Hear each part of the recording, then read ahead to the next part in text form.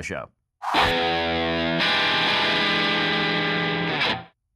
Well, brand new faces in brand new places we get to watch as the incoming Congress comes in and, participates in some shenanigans. We will talk about all of that, plus the Mueller investigation and a non-shocking report on a global warming research report that it turns out was being skewed in a particular direction. I will let you guess that direction. But first, let's talk about your finances. So, Dems have retaken the House. Obviously, that is not going to be great for the economy. They're going to be involved in attempting new regulations. They're going to be shutting down the attempts to make the tax cuts permanent. They're going to be doing an awful lot of things that aren't going to be great for the business climate in the country right now. And that means that you might want to think a little bit more about diversifying your funds. Right now, you should take a look at Birch Gold. Can you really afford another hit if the stock market should take a serious hit like it took in 2007, 2008 when the S&P dropped 50%? Instead, you might want to think about doing a little bit of hedging. Hedge against inflation, hedge against uncertainty and instability with precious metals. Gold is a safe haven against uncertainty. My savings plan is diversified. Yours should be too. I'm not talking about taking all your money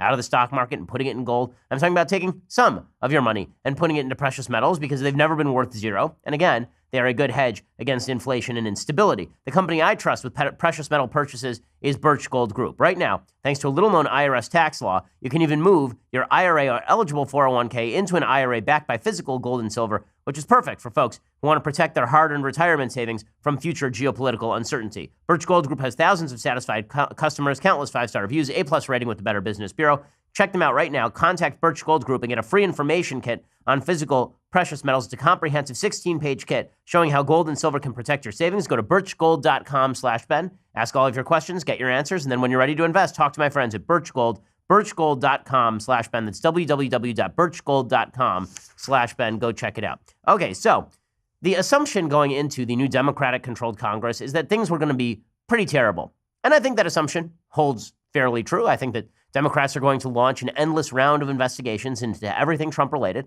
the vast majority of which will not only be irrelevant but counterproductive. I think that the Democrats are going to hold up the business of government for ridiculous proposals like massive carbon taxes, for example. I think Democrats are going to be just as bad at governance as they ever were back when they were in control of the House from 2006 to 2010. And Nancy Pelosi will be Speaker of the House again. But there is going to be some fun Democratic infighting, or at least there are indicators that there may be some fun Democratic infighting. That was the early indication anyway. So Alexandria Ocasio-Cortez, who is the progressive leftist darling beloved of the radical members of the base, she went to a sit-in outside Speaker Pelosi's office. And I want to show you that I think that Alexandria Ocasio-Cortez, while she doesn't know squat about economics, while she doesn't understand politics in a very basic way, she is a canny young politician. She's a lot cannier than she's being given credit for. And the reason I say this is because the headlines that emerged from this situation yesterday in Congress are not actually consonant with what happened yesterday in Congress. So there's this big sit-in outside Speaker Pelosi's office. There are a bunch of people who are protesting, saying they want a new subcommittee formed on climate change that has the power to push legislation. And Ocasio-Cortez shows up at this big sit-in outside. It gets all sorts of press. Let you all know how proud I am of each and every single one of you for putting yourselves and your bodies and everything on the line to make sure that we save our planet, our generation, and our future. It's so incredibly important. Okay, so, everybody was saying, well, look at her. She's really going there to stand up to Nancy Pelosi and really push Nancy Pelosi hard from the left. Well, this is much more of an inside-outside game. Excuse me. This is much more of an inside-outside game. What we are watching instead is Nancy Pelosi pretending to be the moderate, and then Alexandria Ocasio-Cortez getting to be the person who pulls Nancy Pelosi in the radical left direction. And it's a good piece of politicking, I will say. Nancy Pelosi then issued a statement saying, "We are inspired by the energy and activism of the many young activists and advocates leading the way on the climate crisis, which threatens the health, economic security, and futures of all of our communities. I have recommended to my House Democratic colleagues that we reinstate the Select Committee to address the climate crisis. House Democrats ran on and won on our bold campaign for a $1 trillion investment in our infrastructure that will make our communities more resilient to the climate crisis while creating 16 million new good-paying jobs across the country. We welcome the presence of these activists. We strongly urge the Capitol Police to allow them to organize and participate in our democracy." In other words, Nancy Pelosi was fine with this protest. She wasn't standing up to the protest. It wasn't that Alexandria Ocasio-Cortez was there to actually press Nancy Pelosi. In fact, right after this happened, she walked out and she talked about how wonderful Nancy Pelosi was. She said, really what I'm here to do is to support the folks who are here, and she talked about how much she admired Nancy Pelosi. This is a point that Allah Pundit was making over at Hot Air. So I think that this is a bit of good politicking from Alexandria Ocasio-Cortez, who it turns out is quite good at this. Yesterday, she had an entire Instagram in which she walked around her new digs over at the Capitol building, and she took pictures and she showed how there are tunnels underneath Congress, which are pretty cool. And she talked about how it felt like being at Hogwarts. And all of this is hip and young and cool. This is something that Republicans should be worried about, is that if folks like Alexandria Ocasio-Cortez turn out not to just be a bunch of babbling morons when it comes to economics, but they actually can take that babbling idiocy and then apply it with some serious politicking, that is a problem. Now, again, I think that Ocasio-Cortez is canny and clever in how she has deployed her resources here. So, for example, she was making a big fuss last week about how she doesn't have the ability to rent a house in Washington, D.C. Well, then she filed her financial disclosure reports. It turns out that she has something like $15,000 in her savings in her checking account as of April, and she has something like $50,000 in stocks and bonds in her savings account, which means that, yes, she actually does have the ability to rent an apartment in Washington, D.C. As often happens with a lot of candidates, there's a great amount of posturing about how they stand with the working folks, but when it turns out that those problems don't actually apply to them, they just sort of fib about it. And that seems to be the case with Alexandria Ocasio-Cortez as well. Now, on the climate change point, there's a big story out today that is going to get very little play beyond the original story in the Washington Post. The Washington Post did cover it, but it's not going to be covered very much beyond that in, for example, the nightly news. The story is this with regard to global warming. A major study that claimed the oceans were warming much faster than previously thought was apparently baseless. There were key errors in the study. This is according to Chris Mooney and Brady Dennis over at the Washington Post. And this does beg a question, which is, why is it that every single time there's an error in a climate change study, it tends to benefit people who say that climate change is a catastrophe? When was the last time there was an error in a climate change study in which people said, you know what? It turns out that we underestimated the amount of climate change that was going to happen. I can't think of a single time. Yet how many times has the climate change community overstated the amount of damage that climate change is going to do? Routinely. The modeling has always been off on the heavier side. It's never been off on the lighter side. The reason this matters is because economic intervention, attempts to skew the economy of the United States or the global economy on the basis of global warming, would cost trillions and trillions of dollars. It would cost people lives. It really would. In developing countries particularly, where they actually need carbon-based fuels in order to survive, it would severely crimp quality of life in Western countries as well. In order for you to make the claim that ought to happen, you really should have to make a claim that something dire is in the works. But the climate change community, instead of actually substantiating that with the best available research, it turns out that they've skewed the research at every available turn. And again, I'm not somebody who believes that climate change isn't happening. I think climate change is happening. I think the majority of it is due to human interaction with the climate. But I do not think that necessarily means we have a catastrophe on our hands that requires a complete rewriting of the economy in a socialist direction, which seems to be the actual goal of a lot of these folks. Here's the story from the Washington Post. Quote, scientists believe a major study that claimed the Earth's oceans are warming faster than previously thought now say their work contained inadvertent errors that made their conclusions seem more certain than they actually are. Shocker. 2 weeks after the high-profile study was published in the journal Nature, its authors have submitted corrections to the publication. The Scripps Institution of Oceanography, home to several of the researchers involved, also noted the problems in the scientists' work and corrected a news release on its website, which previously had asserted that the study detailed how the Earth's oceans have absorbed 60% more heat than previously thought. Unfortunately, we made mistakes here, said Ralph Keeling, a climate scientist at Scripps, who was a co-author of the study. I think the main lesson is that you work as fast as you can to fix mistakes when you find them. Well, the other main lesson is that when you find data that are too good to be true in a political direction that you like, maybe you should take a second look at the data itself. And this tends to happen a lot in the scientific community. Studies that back a leftist point of view are ballyhooed. They are talked about as though they have proven the case of the left, when in fact, sometimes the data is just not right. The central problem, according to Keeling, came in how the researchers dealt with the uncertainty in their measurements. As a result, the findings suffer from too much doubt to definitively support the paper's conclusion about how much heat the oceans have absorbed over time. The central conclusion of the study, that oceans are retaining ever more energy as more heat is being trapped within Earth's climate system each year, is in line with other studies that have drawn similar conclusions, and it hasn't changed much despite the errors. But Keeling said the author's miscalculations mean there's a much larger margin of error in the findings, which means researchers can weigh in with less certainty than they thought. And this has been one of the other factors in looking at climate change. If you look at the IPCC report that recently came out, a month ago, that IPCC report specifically talked about the levels of uncertainty with regard to the level of climate change that was occurring or the level of damage that would occur because of climate change. But nobody ever talks about level of certainty. They never talk about margins of error. Instead, they treat the bottom line finding as though it is writ in stone, as though it is 100% certain. And that simply is not true. Right? The study's lead author was Lori Resplandi of Princeton University. Other researchers were with the institutions in China, Paris, Germany, the U.S. National Center for Atmospheric Research, and Geophysical Fluid Dynamics Laboratory.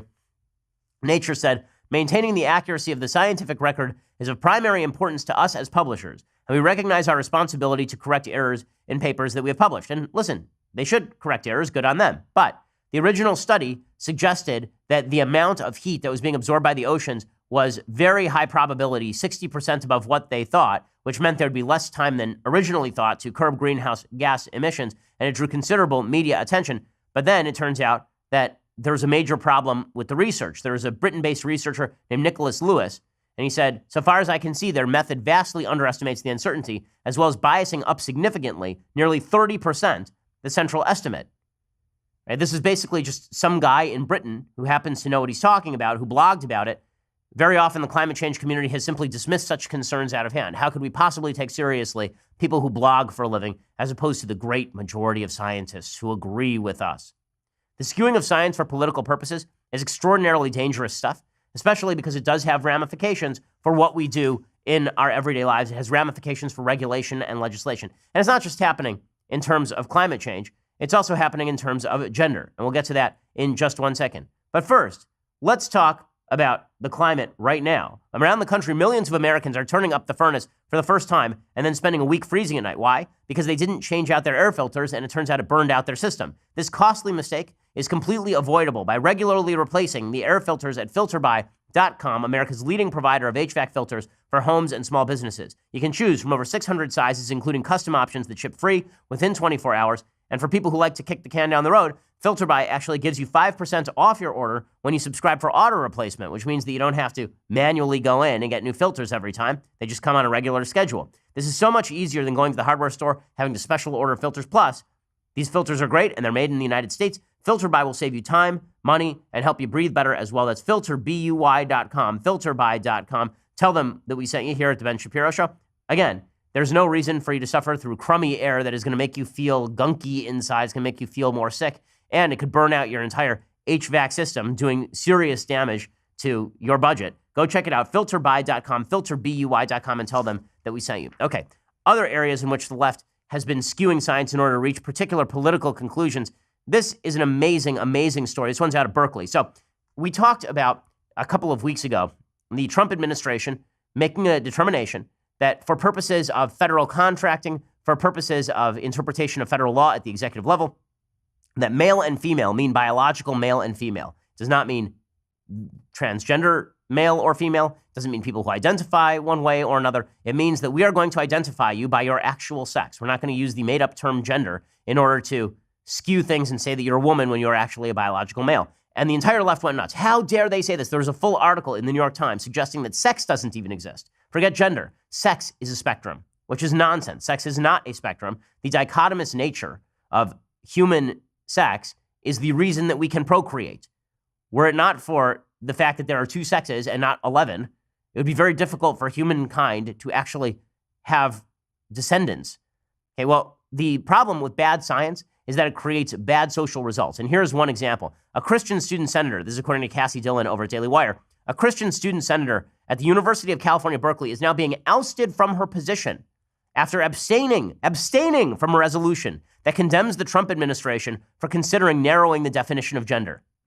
I'm not kidding you, abstaining. So this student senator, a Christian, refused to vote along with a resolution that condemned the Trump administration for saying men are men and women are women. And now the student senator is going to lose her position.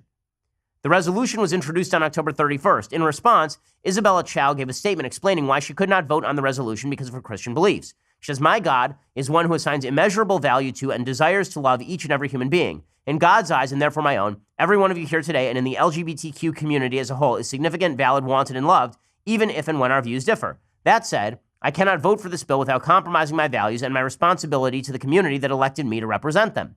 As a Christian, I personally do believe that certain acts and lifestyles conflict with what is good, right, and true. I believe that God created male and female at the beginning of time and designed for marriage between one man and one woman. For me, to love another person does not mean that I silently concur when at the bottom of my heart, I do not believe that your choices are right or best for you as an individual.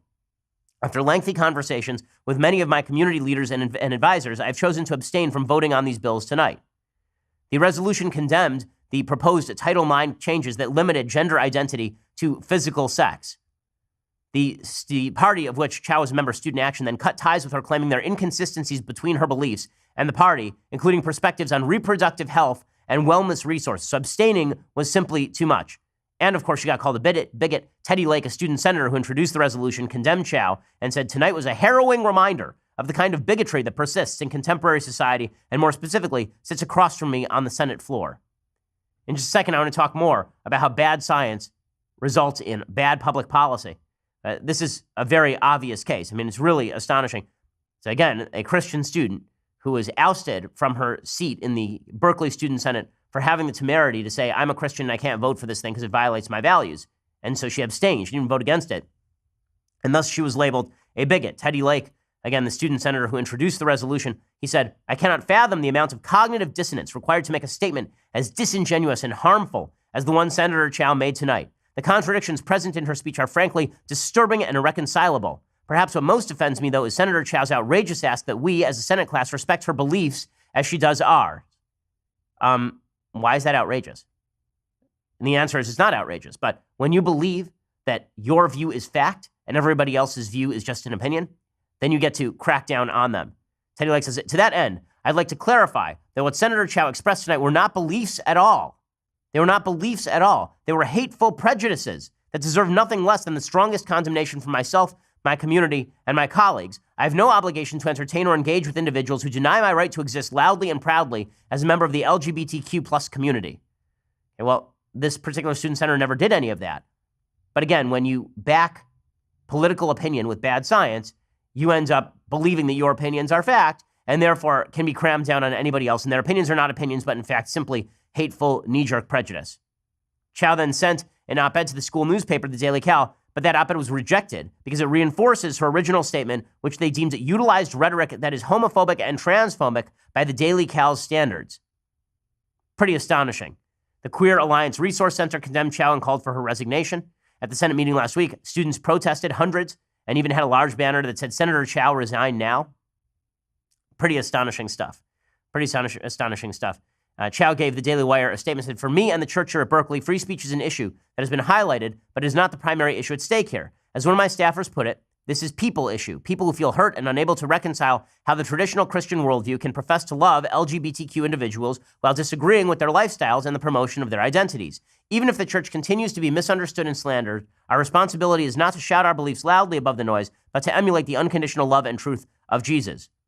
So obviously, this is a hateful, terrible person. And we know so because science. Speaking of which, I do love this story. This is the best story of the day or worst story of the day, depending on how you define it. Apparently, there is a situation that has now arisen in which a school has punished a male teacher for refusing to watch a naked girl in the boys' locker room. What does that mean? Well, it means that, again, bad science with regard to sex and gender lead to pretty terrible public policy ramifications.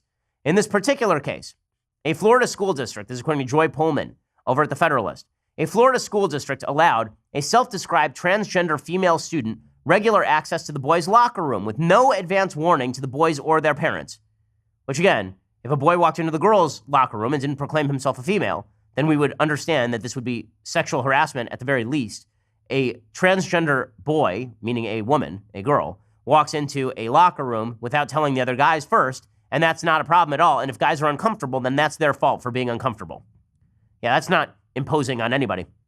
The first time this girl walked in, she caught boys literally with their pants down, causing them embarrassment and concern by the fact that they had been observed changing by an obvious girl, said a complaint letter to Pasco County School District from Liberty Counsel, a pro bono constitutional law firm.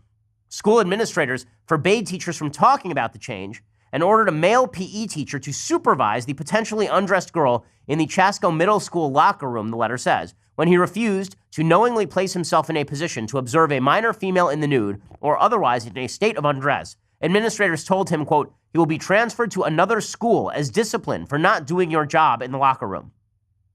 So now we are forcing male PE teachers to view undressed girls who say they are boys. When we all know that if a male PE teacher looked at an undressed girl in the locker room who did not believe she was a boy, he would be fired and possibly prosecuted. But now this has to be forced, crammed down the throats of people who don't want to engage in conduct they believe would be unbecoming to their job and would cause serious problems with sexual harassment, for example. Bad science leads to bad results. Identifying science with your opinion also leads to bad results, whether we are talking about climate change or whether we are talking about gender studies or any of the rest of this sort of stuff. Well, in just a second, I want to talk about the great irony of Democrats who apparently spend most of their days talking about how terrible big corporations are, how they rip people off, how they harm the little guy, and then they bribe those corporations as fast as they possibly can. We'll talk about that in just a second. First, let's talk about your imminent demise. Well, I hope it's not imminent. I hope that you live another 100 years. I hope that you live for a long, but at some point, we're all going to plot. And that means that you need life insurance. You need to make sure that your family is taken care of in case, God forbid, something should go wrong. Having life insurance is actually a pretty good feeling. It's nice to know that if anything were to happen to you, your family wouldn't have to start a GoFundMe. And Policy Genius is the easy way to get life insurance online. In just 2 minutes, you can compare quotes from the top insurers to find the best policy for you. And when you compare quotes, you save money. It is indeed that simple. Policy Genius has helped over 4 million people shop for insurance. They've placed over $20 billion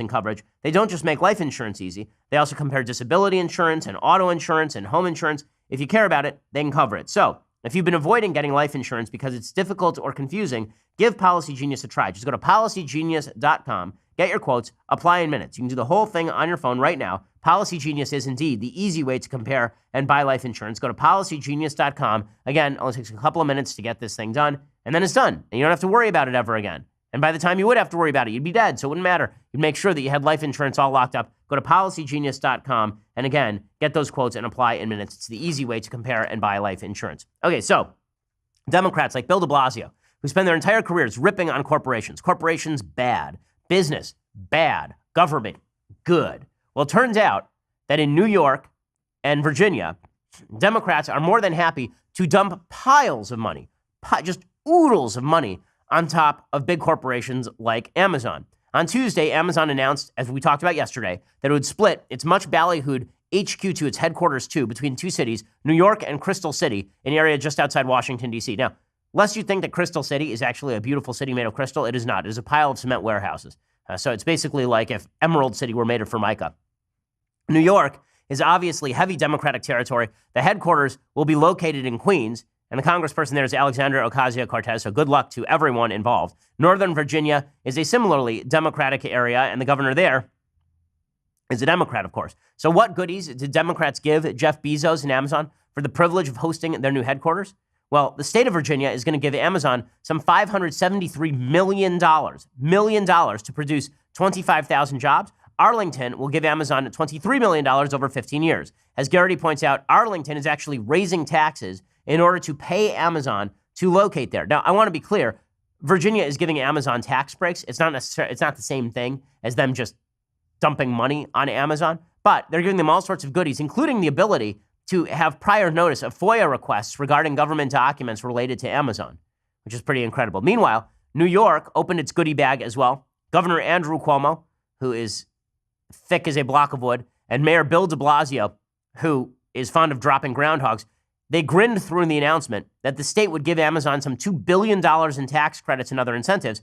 They received direct incentives meaning cash, of $1.525 billion for creating 25,000 jobs, an average of $61,000 per job created. The New York Times also reports the state also offered a capital grant to the company that could total as much as $500 million, right? That's taxpayer dollars going to Amazon so that Amazon can build new offices. It will also apply for additional incentives through existing city programs available to any company. Tax experts said these programs could amount to hundreds of millions of dollars. Both New York and Washington, D.C. can expect rising housing prices, strained public services, and additional tax dollars spent on Amazon. Now listen, There is no bigger Amazon booster on planet Earth than I. I'm one of the first, probably, I think, 1,000 Prime members. I am a huge Amazon fan. I love what they do. I'm an Amazon defender. But this is not capitalism. This is not the free market at work. This is the government giving subsidies and goodies to a company to draw them to a particular area. And as I mentioned yesterday, there's a great irony in the folks who are in New York and D.C., these major Democrats, New York and Virginia, these folks talking about how big business is terrible and needs to be regulated and taxed. But then when we want to bring some jobs to town, we need to get rid of the regulations and we need to get rid of the taxes. So, well, guys, it'd be a great way to draw lots of business to your town would be to get rid of these regulations and taxes for everyone.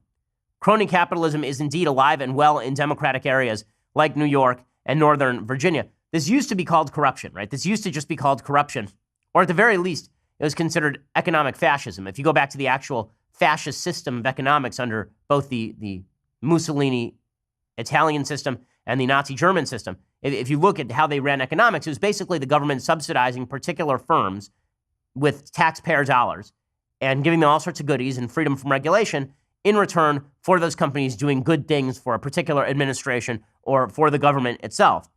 This is the same sort of economics.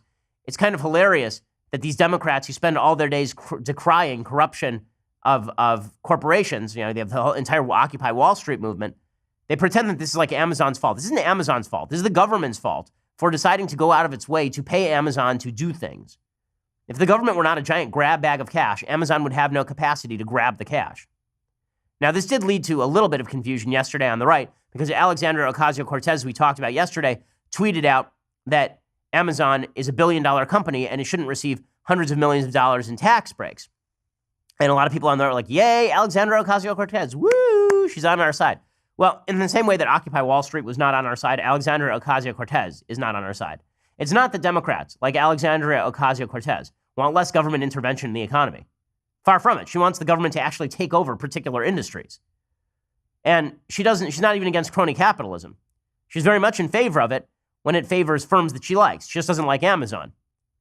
And Philip Wegman of the Washington Examiner points out that Ocasio-Cortez, her website explicitly calls for, quote, the electrification of vehicles, sustainable home heating, distributed rooftop solar generation, and the conversion of the power grid to zero emissions energy sources, all of which can only be attempted through massive subsidies and taxes. And so what we have here, this is one of those areas where the Democrats and the Republicans are not that far apart, except in the size and the scope of the giveaways. When it comes to Democrats, they want to extend the Amazon model to all of their favorite businesses and sectors. Republicans only want to extend the Amazon model to a few of their favorite business and sectors. So President Trump likes to do this for the steel sector, for example. And President Trump likes to do this for the auto sector. He wants to do it for the auto sector. Here's the problem. Government do-goodism means taking money from some people and giving it to others. That is not what we call Pareto optimal efficiency. Pareto optimality is an economic term meaning any distribution of resources that leaves everybody better off and no one worse off. So if you and I make a trade, goods for services, I have money, I need you to do my plumbing for me, I give you the money, you give me the plumbing services. We are now both better off. This is Pareto optimal, right? This has created an optimal situation. But anything that is not Pareto optimal means you are taking from someone and giving to somebody else, and that is killing efficiency in the process. Both Republicans and Democrats engage in this, and it's really an ugly thing. It's an ugly thing, and it's frankly an unconstitutional thing. It has nothing to do with this, with the powers of the federal government. And when it comes to state governments doing the same, generally the original state constitutions were not designed to actually fulfill all of to do all of these things. Well, meanwhile, President Trump is apparently considering yet another shakeup of his administration. A lot of chaos in the West Wing these days. He apparently is going to remove Department of Homeland Security Secretary Christian Nielsen and is looking at possible replacements for John Kelly as well. And those include Nick Ayers, who is Vice President Mike Pence's chief of staff. Really good guy, Nick Ayers. He'd make a terrific chief of staff. John Kelly has been, shall we say, less than great in the chief of staff position in the Trump administration. He's caused a lot of friction and a lot of conflict inside the West Wing. He is not particularly politically astute. And the great lie that came about when he was originally appointed chief of staff was that he was going to be excellent at sort of keeping everybody in line. That obviously has been wildly untrue. Nobody has been kept in line by John Kelly. Instead, he sort of has an agenda all his own, and that has created some friction. The White House has not responded to a request for comment on the timeline, but it would be sort of shocking if there isn't a major shakeup inside the administration right now. I think the shakeup in the administration is going to happen pretty soon. Every shakeup that's happened so far, by the way, has actually made the administration better. So I'm not opposed to the shakeup in the administration, but sometimes how it's done is uncomfortable. For example, yesterday, the First Lady Melania Trump asked that the White House sever ties with Deputy National Security Advisor Mira Ricardel, a spokesman for the First Lady's office said on Tuesday. Kind of rare for the First Lady's office to issue public statements ripping staffers, but she said it is the position of the office of the First Lady that she no longer deserves the honor of serving in the White House, which is, So that's a top staffer to John Bolton. So that is, again, lending a feeling of chaos to the West Wing that they just don't need right now. In a second, I want to talk about the latest in the Mueller indictments and all the rest. I also want to talk about the media's complete failure to do its job on a variety of issues. But first, let's talk about how you can protect your online security. Well, look, as a public figure, I'm constantly in fear that I will be hacked or threatened online, spied on. I don't want my emails compromised, my credit card number or online banking password stolen, but it happens to millions of people every single year. So how can you protect yourself? Well, the company I trust to defend my online security and privacy is ExpressVPN. ExpressVPN secures and anonymizes your connection by encrypting 100% of your network data, hiding your IP address. That means nobody can record or access your online activity. Download ExpressVPN on your computer or smartphone, and then use the internet just the way you normally would. You click one button in your ExpressVPN app, and you are now protected. ExpressVPN is great for accessing content from anywhere, with VPN locations in 94 countries and blazing fast speeds as well. So go check them out right now. The nice folks at ExpressVPN have extended special pricing of less than $7 per month to all my fans. So visit expressvpn.com/Ben to claim your discount. Again, that is expressvpn.com/Ben to learn more. You want to keep all your online activity safe. You don't need people up in your business. Go check it out. expressvpn.com/Ben. That's the reason why it's rated the world's #1 VPN service for internet users. expressvpn.com/Ben. Okay, well, we're going to get into the Mueller indictments and the latest on that. Plus, we have some real goodies in things I like and things I hate today. But first, you're going to have to go over to dailywire.com and subscribe. When you do, you get the rest of this show live. You get the rest of the Andrew Klavan show live, the rest of the Michael Knowles show live. Also, you get access to our Sunday specials, the complete version of our Sunday specials. This week's Sunday special features former Canadian Prime Minister Stephen Harper, who's just a fantastic person and a really clever, canny, and intellectually fascinating politician. Here is a little bit of what that looks like. Hi, I'm Stephen Harper, 22nd Prime Minister of Canada. Join me on the Ben Shapiro Show this week, where we discuss a lot of controversial issues: Donald Trump, trade, immigration, and my new book, Right Here, Right Now, Politics and Leadership in the Age of Disruption. A lot of good stuff in that interview. You're going to want to go check that out. We have all sorts of goodies. Another Kingdom you get early access to. You want to hear Michael Knowles read to you, and you want to watch amazing art, go check out Another Kingdom, but you can only do that by subscribing. Also, make sure that if you are in Pittsburgh tonight, we are speaking, and this is my final speech this year on the YAF speaking tour. We're at the University of Pittsburgh tonight, 6:30 p.m. Eastern. You can catch the last stop. We're going to be talking about a wide variety of issues as always. We will do our famed Q&A, and I will be speaking specifically about right-wing and mostly left-wing anti-Semitism. Bring a friend, bring great questions, bring a jacket because it is indeed freezing out here. Honestly, I'm from California. This is unpleasant. Hope to catch you there. Make sure that you show up. Also, go follow us over at YouTube or iTunes. Make sure you leave us a review. It always helps us. We are the largest, fastest growing conservative podcast in the nation.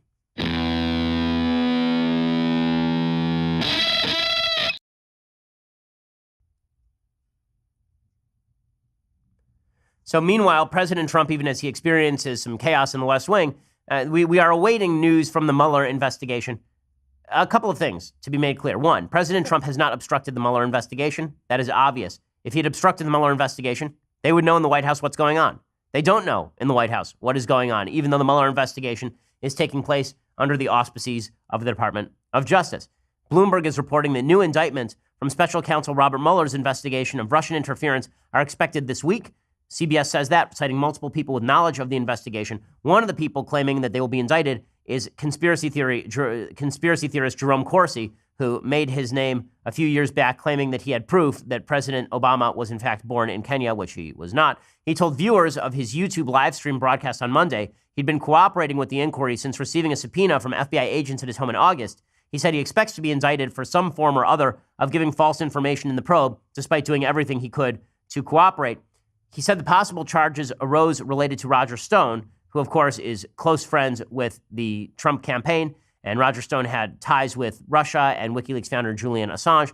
Corsi's lawyer, David Gray, didn't immediately respond to a request for comment as of Monday night, because it turns out, it's a really bad idea, going in public and then talking about your status as a possible indictment target from the FBI. That's always not the smartest thing to do, just as a lawyer. First rule of being a client to a lawyer, shut your face. Don't go out and say things. Really, really dumb. Any new indictments would come amid recent turmoil at the Justice Department. Of course, the Democrats are looking forward to trying to claim that Matt Whitaker, the new acting AG, is obstructing justice and preventing indictments from coming down. Meanwhile, President Trump is apparently going to answer written Russia probe questions this week. This is according to Reuters. President Trump is expected to provide written answers to questions from the special counsel investigating Russian interference in the 2016 U.S. presidential election as soon as this week. The questions apparently relate only to Moscow's involvement in the election, not obstruction, which is good for Trump, because the fact is that Trump there's no proof and there's been no evidence that Trump himself was involved in Russian efforts to interfere in the American election.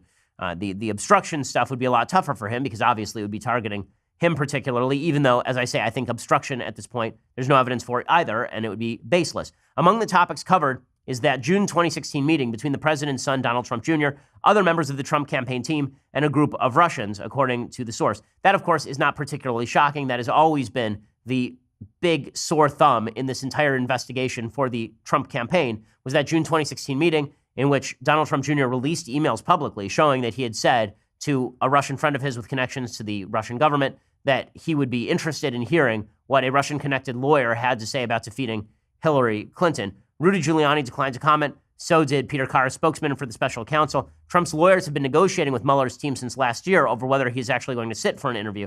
The question still has not been settled, the source said on Tuesday. So, we will see how all of this shakes out.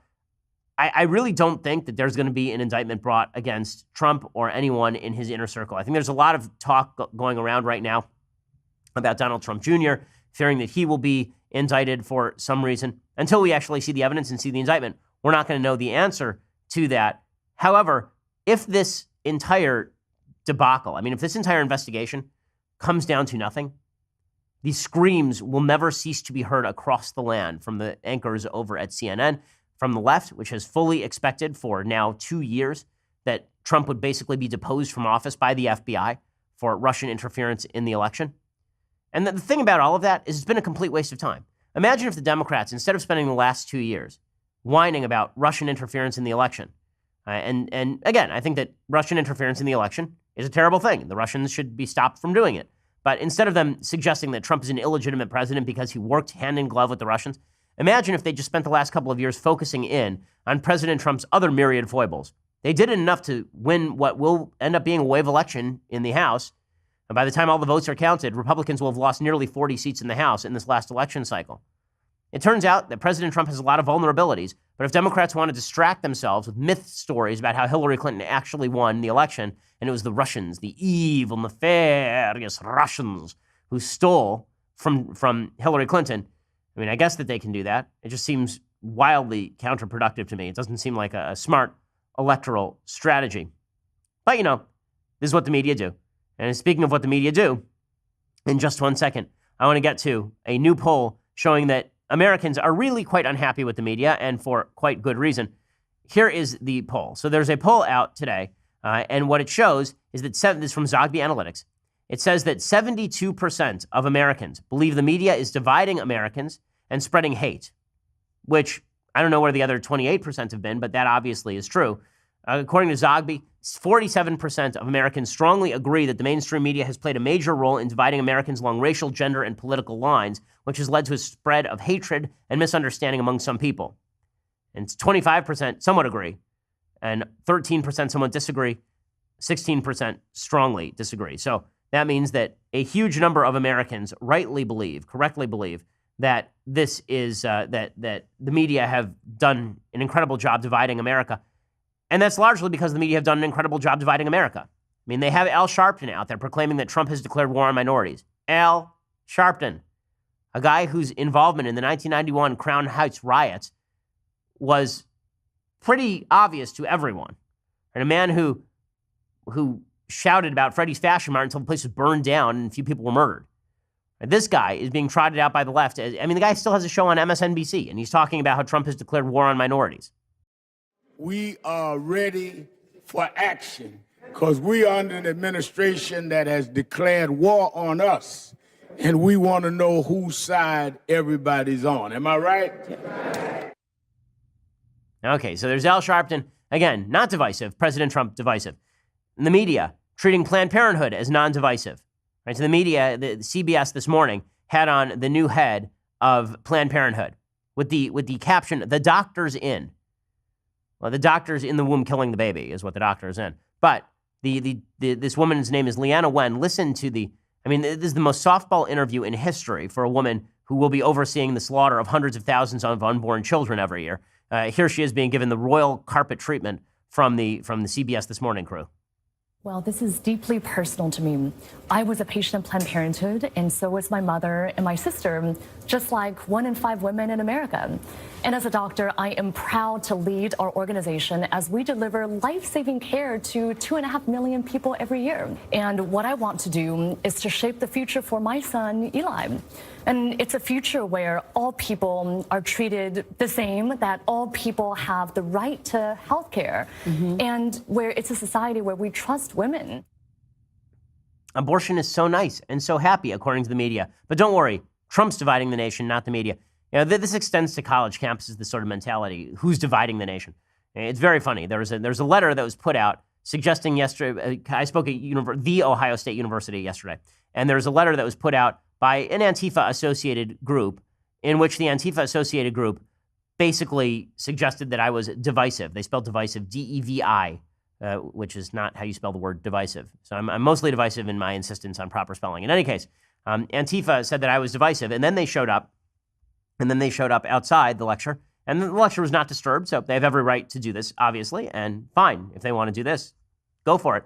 They showed up outside the lecture where they chanted F. Ben Shapiro, and also chanted John McCain's dead and Reagan's dead. Really nice folks, these members of Antifa. There's a journalist, kind of a YouTube journalist named Fleckus, who showed up at the rally outside and asked a few pointed questions to members of this rally. Hey guys, it's Fleckus. This week we're at Ohio State University for a YAF speech. Ben Shapiro's here, and these college kids are not happy about it. We're going to see what's going on. Are you guys for or against Ben? Against Ben. Do you think he should speak tonight or no? No, not at all. What about free speech and the Constitution? How does it work? That's a good point, but he shouldn't be allowed to have free speech if he's going to preach the kinds of things that he preaches.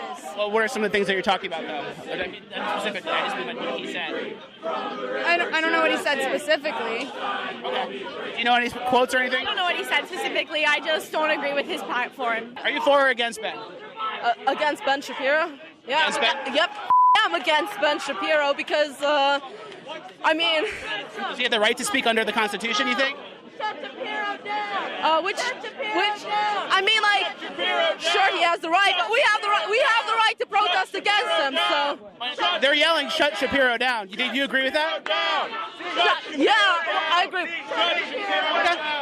Shut Shapiro. That works for me. So solid stuff from the protester. They're not the one, but I'm the one who's divisive. I love this. This is an email that was posted by the Moral Scholars Program Student Advisory Council. They said Shapiro's rhetoric has the potential to threaten the emotional and mental safety of much of the campus community. They said that apparently one of the complaints is that no one should address a person by the pronouns they've chosen for themselves, which is not something I've ever said, actually. What I say instead is that you cannot force me to use the pronoun that you choose for me to use for you. That is not a thing that happens in a free country. But I'm the divisive one. Again, and when it comes to people who are divisive, I think that the media has a lot. Listen, I'm not saying Trump isn't divisive. He is. But the media are extraordinarily divisive. You know, the people on campus who are divisive are not people like me. The fact that one side is being called divisive while the other side's divisiveness is being ignored is kind of a problem. Okay, well, time for a couple of things that I like and then a couple of things that I hate. So, things that I like today.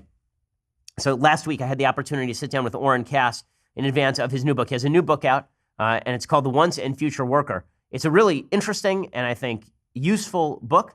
He and I have some significant disagreements on policy, but Orrin is one of the better thinkers in the conservative movement right now, and one of the better thinkers overall. He's a guy who actually is trying to address some of the problems of folks who are living in towns where jobs are being lost, where people are being left behind. And here's what that interview sounded like. So here we are for Things I Like today. I really wanted to talk with Oren Cass. He's the author of The Once and Future Worker, which is just a fantastic book. Now, as folks know, when they listen to or watch the show, I never have guests on the program, like ever, ever, ever. Oren is the first guest I've had in months. And the reason for that is because Oren is not only one of the most intelligent commentators on the right, he's somebody who's actually thought through a lot of deep policy wonkish issues having to do with the future of the economy. Oren, thanks so much for stopping by. Thank you. I'm glad we had a chair for me. Exactly. So the premise of The Once and Future Worker is that the kind of focus on free trade, globalization, free markets, all of that is fine, but it is missing the central point of that human beings need labor in order to feel meaning. I wonder if you could talk about that a little bit. Yeah, that's exactly right. I think most of how we do economic policy, whether you're left of center or right of center, is just focused on consumer welfare. How do we get enough stuff to people, and how do we make sure the amount of stuff you can buy keeps going up over time? And that's important. I don't want to minimize that. But what it leaves out is that people don't care only or even mostly about how much stuff they get. It turns out that people care a tremendous amount about their ability to be a productive contributor, to have work that's meaningful to them, to be able to support a family, to be able to pass those values on to kids. And when all you focus on is the consumer side, when you say more free trade is always better, no matter what it does to our industry, when you say it doesn't really matter if people are losing their jobs, we can write them a bigger check, expand the safety net, you lose that. And I think that's what we've seen in America. We've gotten lots of GDP growth. We keep expanding the safety net. And yet on the things that really matter, community strength, family formation, mobility and opportunity for kids, that's not coming along with it. And I think it's because we've lost that focus on work. Now, on that last point, do you think that there's a possible reverse correlation, meaning that we actually lost meaning in churches and communities, and then when the economic loss hollowed the rest of it out, then we see this sort of broad depression across the country? Or do you think it's the lack of jobs that leads to the decay of the social fabric? In other words, does decay of the social fabric predate the loss of jobs, or is it the loss of jobs that creates decay of the social fabric? I think it goes both ways. I think there have certainly been a lot of trends, especially since the 1960s, that are contributing to the decay of the social fabric. And they compound each other. I think when you lose some of those other very values-oriented things, you lose people's commitment to working in some cases. But I think it runs the other way also. I think work really is foundational to values transmission, to people's engagement and commitment to their communities. We know from very good social science research that it is incredibly important to family formation, especially for men. It's really important to family stability, especially for men. And it's really important to the outcomes that children have. So I think it's one of the key pieces, and especially importantly, if we're talking about kind of policy, what do we do? I think it's the one where we can actually have effect. I don't think we're going to have a bunch of policy reforms that get people back into churches or that have those kinds of effects. I do think we can really do a lot more on the policy front to build a labor market that's going to work for everybody. Now, for conservatives, some of this sounds pretty scary just from the top, simply because we had Tucker Carlson on the Sunday Special a few weeks ago, and Tucker was saying things like, well, in order to preserve jobs, let's just outlaw automated driving. And Bernie Sanders has basically said we need to regulate the economy, chain up the economy, make the economy work for us. We'll tame the power of the savage beast and make it work for these jobs.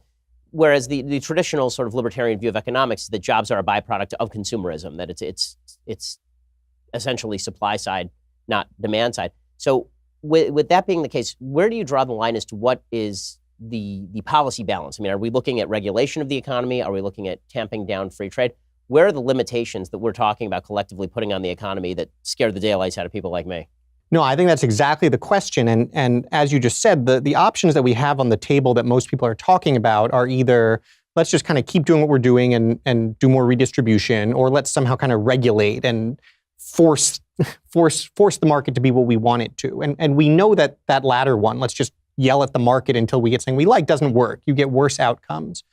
But I think what's really important to recognize, and where libertarianism and conservatism actually depart a little bit, is that the labor market, or any market, it's just a neutral thing. A market's outcomes aren't inherently good or bad. They're just reflecting the conditions that they're operating in. And if you're a libertarian, you look at a market outcome and you say, whatever it is, it's good. Per se, we like the market outcome as the desired result.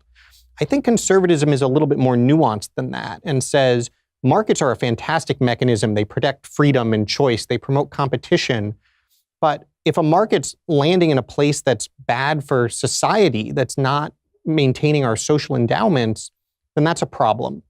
And the labor market is not like other markets because the labor market is about people. We can't be indifferent to where the labor market lands. If where the labor market is landing is in a place where a lot of people don't have work or a lot of regions can't find ways to stay viable, we can't say, well, that's the efficient solution. We have to say that's not good enough. But we don't say that's not good enough and therefore yell at it. We have to take a step back and say, what are the conditions that are causing it to land here? And how can we change those conditions in ways that would move it somewhere else? So can you give me a couple examples of that? Because again, it seems like it's pretty easy to run into sort of Bernie land here, where, yelling at the market turns into actual regulation of the market or turns into high tariffs or a variety of policy outcomes driven by, let's make the market work for people. So what were some examples of non-regulation and non-redistributionist measures that would actually help? Yeah, sure. So one example is education, and recognizing that the way that we train people as they are growing up is crucial to who can work and what kind of work they can do in the market. Our education system today is focused entirely toward producing college graduates. Our high schools are essentially now college prep academies. We push people into college. We massively subsidize keeping them there. And yet less than 1 in 5 people actually go smoothly high school, college career. Everyone else falls out somewhere along the way. And if all you care about is getting economic growth, you could say, well, look, as long as those people who make it through are productive enough, we're going to be able to make everybody happy.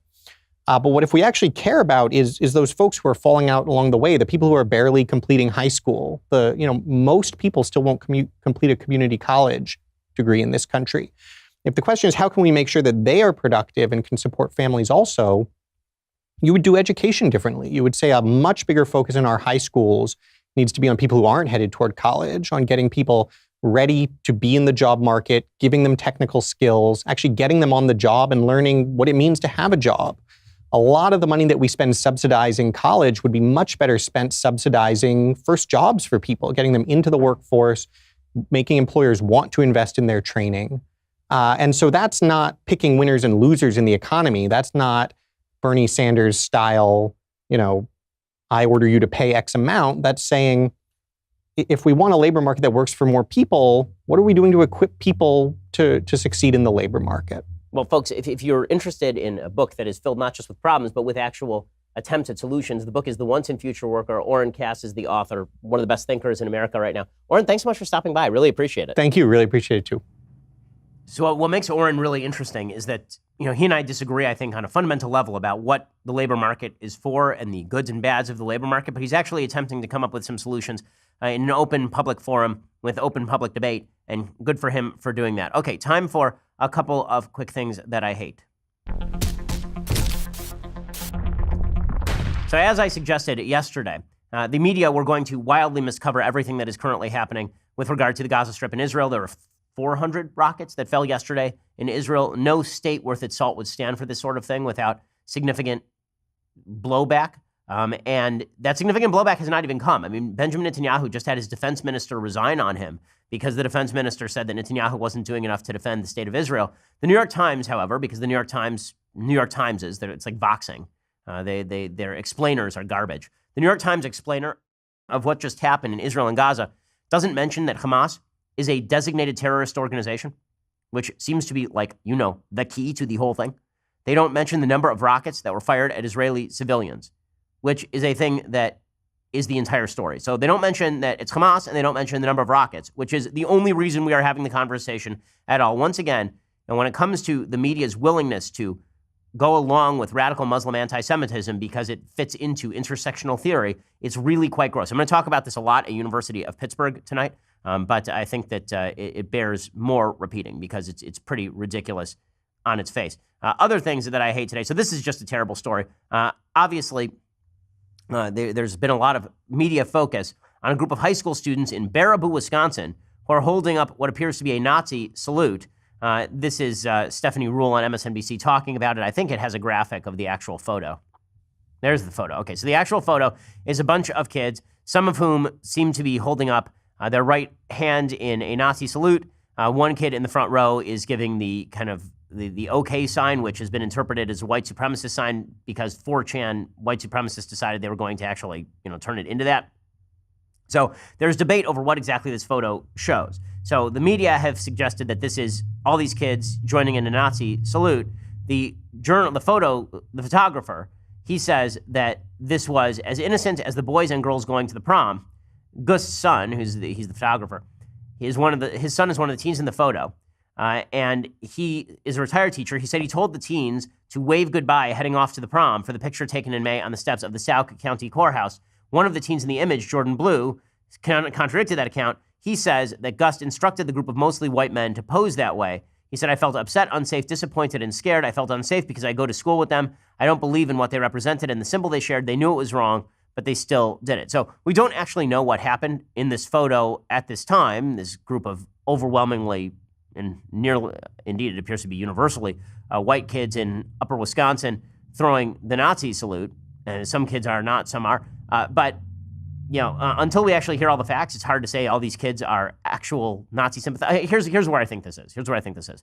I think that people are idiots. I think people do idiotic things a lot. I don't think these kids are actual white supremacists. I think that these kids have a lot to learn about throwing Nazi signs in a civilized society and what that means to folks.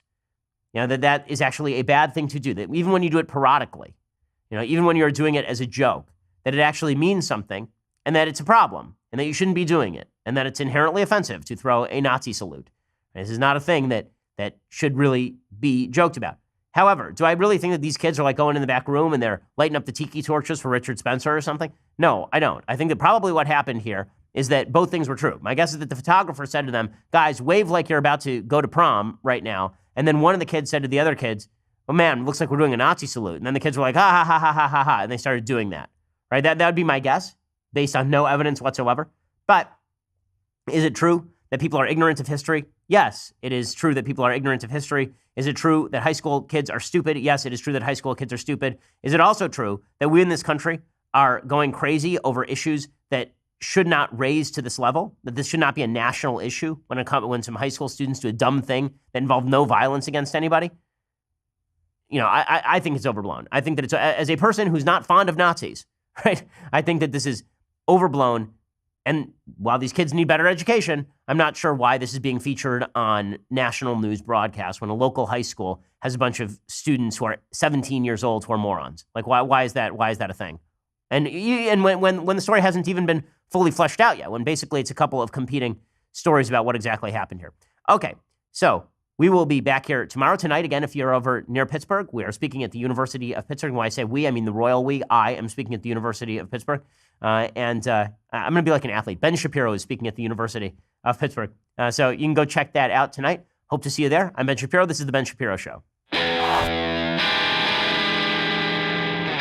The Ben Shapiro Show is produced by Senya Villarreal, executive producer Jeremy Boring, senior producer Jonathan Hay. Our supervising producer is Mathis Glover, and our technical producer is Austin Stevens. Edited by Alex Zingaro. Audio is mixed by Mike Caramina.